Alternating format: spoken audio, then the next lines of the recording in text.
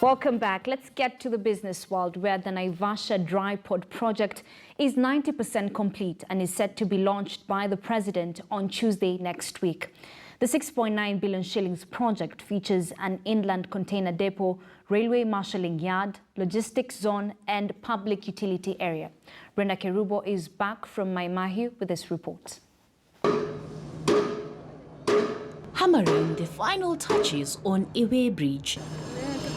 Here at the Naivasha dry port, officials say most of the earthwork is complete and they are now finalizing on the drainage, road marking and other facilities.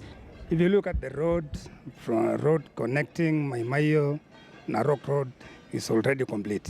If you see the buildings here, of which we are, yes, as you said, at the way bridge, the gate where we are now standing is just one day completion will be done. If you see the other buildings, just need 2 days for the company to complete all the buildings. Construction of the dry port started on October 25th with a 48-day time frame.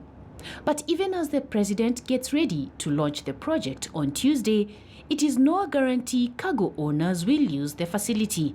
For starters, it will take you at least 45 minutes from the Maimahiu dry port to Naivasha town, depending with traffic. Yes, we are waiting for the cargo to come here, for it to land here. So we are very sure and we are very ready for it. So we are waiting for the trucks to carry the cargo from here. So by then we are ready. And as you see, the way bridge is 90% or 95% for it to be ready. Even the cargo itself, we are ready for it. We are waiting it here.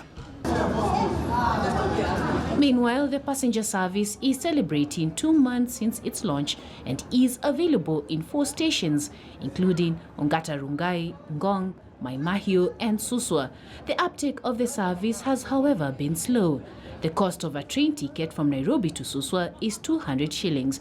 But once you get to the station, though, you will either get a taxi, which will charge you up to 500 shillings to town. Or you could just walk like these travelers to Suswa town, since matatus are not ready available due to poor road networks. Traveling using a matatu will cost you about 200 shillings from Nairobi to Suswa town. Kutoka kwa station kuna shida ya barabara, like gari inateka almost a bus 1.5 hours, barabara ni mbaya, haijatengenezwa. So hiyo imekuwa challenge, lakini ikitengenezwa iwekwe lami, it will be very convenient na watu wanafika haraka, tunalipa, afu tunafika. Kwa train, bei ambayo inaweza kuwa inaongezeka sababu unalipa mara mbili. Kwanza ulipe kwenda mpaka Maimahiu station, alafu ndio uchukue sasa train kuja Pandei. Lakini kama ingekuwa na njia ambayo ingekuwa rahisi, ingekuwa cheaper na watu wengi wangekubali kuja Pandei. The 150 billion shillings railroad cuts across Nairobi, Kajiado, Narok and Nakuru. Brenda Kerubo, KTN News. Moving on, President Uhuru Kenyatta has signed into law the Competition Amendment Bill 2019.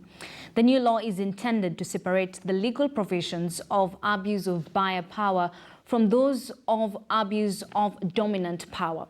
Under the law, the Competition Authority of Kenya will have the power to review contracts and agreements between suppliers and buyers to determine cases of abuse of buyer power.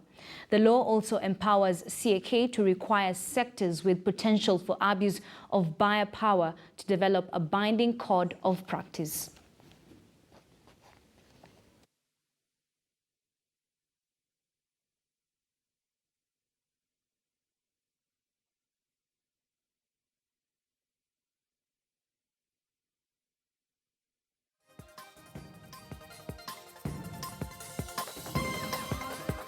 All right, that's all the business news that we had. We take a break. Up next is